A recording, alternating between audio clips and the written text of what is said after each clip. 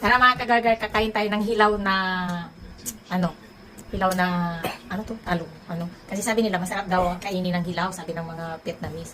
So, tatry natin na kumain ng hilaw. No, tingnan natin na walang sauce. Masarap. Masarap siya. I-try natin sa samgyang.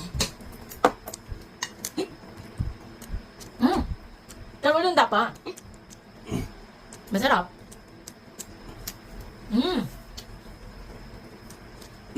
Masarap yan. Pinalitan ko yun kasi ang hinugasan ko ay mahabang-mahaba. Kala ko hindi ko mauubos. So, mauubos ko pa yan. Matamis. Ano nga? Matamis yan. Yung lasa niya is first time ko lang kumain ng sariwang talong. Kahit yung mga talong na sinasabi nilang hindi ako kumakain nun. Ngayon lang ako kumakain ng talong na hindi nilaga. Ngayon lang. Kahit na yung brown na talong, hindi pa ako kumakain nun. Ngayon lang. Ang sarap. Kami yung samgyang, yung pinag-aanoan ng karne. Yung pangsanggip sa samgyang. Ayun, no?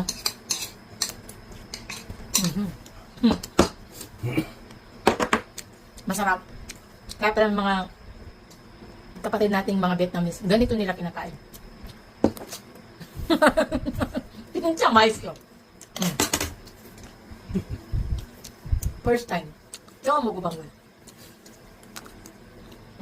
Hindi siya nilaga. Bagong pitas kanina. Kanina doon sa probinsya.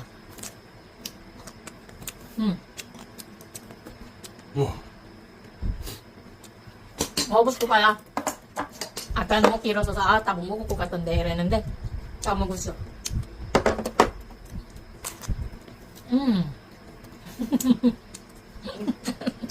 Masarap. Yung makain ba? Sarap. Ayaw ni Kapitan. Masarap siya mga kagabi. Pag may sariwa kayong pero yung hindi ni-sprayhan na na talong. Kasi baka kabagin kayo.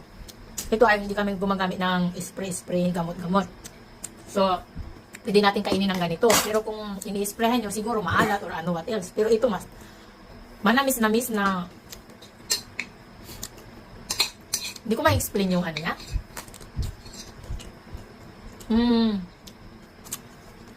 Yung lasa niya is hindi ko mapaliwanag yung lasa. Basta masarap siya.